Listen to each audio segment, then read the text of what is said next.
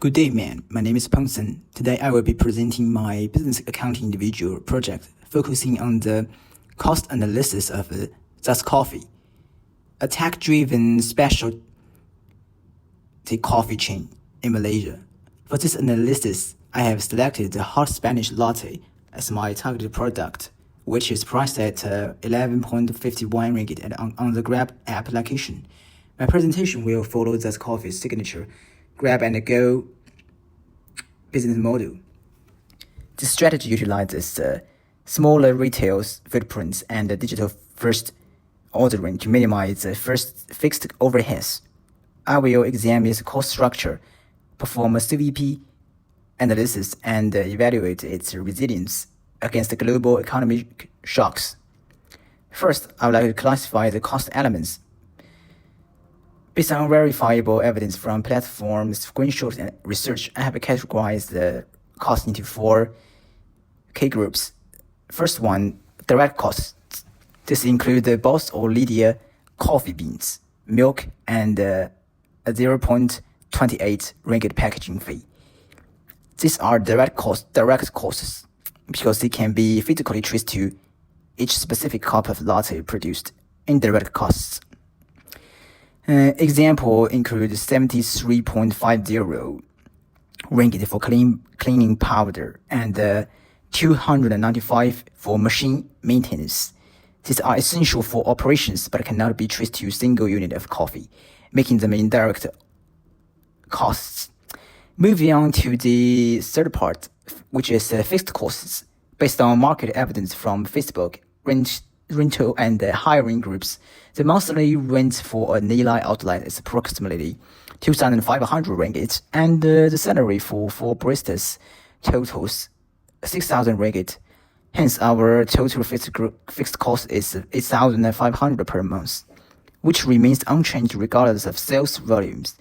Variable costs beyond raw materials like condensed milk, coffee beans. The most significant variable cost is the 30% Grab commission, which amounts to 3.45 per cup. This cost fluctuates in direct proportion to our sales volumes. Now move on to the CVP analysis business. The total variable cost per unit is 4.73 ringgit. By subtracting this from the selling price of 11.51 ringgit, I get a unit contribution margin of 5.78 ringgit. This means every cup sold contributes 5.78 towards covering the fixed costs. To find the break-even point, I divide the total fixed cost of 8,500 by the contribution margin. The result is 1,471 cups per month on a daily basis. Thus, only needs to sell approximately 49 cups to cover all expenses per day. As shown in the break-even chart, the intersection of total revenue and the total cost at 1,471 units represents the zero profit point. This validates the grab-and-go model.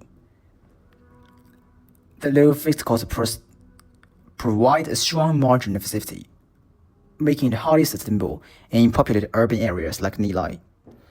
Moving on to the scenario analysis. Sustainability is tested during global crisis. And I'm introducing the impact of the Middle East conflict and shipping crisis, of course. According to reports from Credendo and Woodland groups, this conflict has caused global oil prices to surge and forced ships to reroute, adding 7 to 15 days to transit times and increasing fuel cost by 20 to 30%. For Just Coffee, this supply chain disruption directly increased the cost of importing Arabica beans from South America. I have recalculated the CVP, assuming a cost shock of 1.20 ringgit. The new variable cost rises to 6.93. The impact is severe.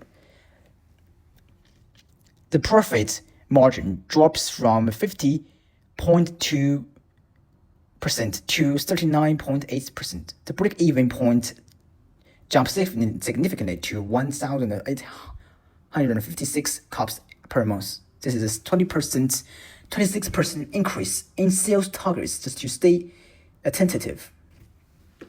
Move on to the recommendation. To mitigate these risks, I strongly recommend supply chain localization instead of relying on long-distance South American beans. Thus coffee should prioritize sourcing from Asian countries like Indonesia. This route completely bypasses the Middle East shipping lines, while there is a moderate risk of slightly altering the coffee's flavor profile. The feasibility is high because thus is a Malaysian enterprise with regional logistical advantages. This is the most sustainable strategy than a simple price hike. In conclusion, my analysis reveals the nature of Just Coffee's financials. The business model has high resilience due to low fixed cost base, but it also has high cost sensitivity regarding global logistics. This accounting metrics serve as a roadmap for management. The daily break-even target of 49 to 60 cups provides a golden benchmark for expansion.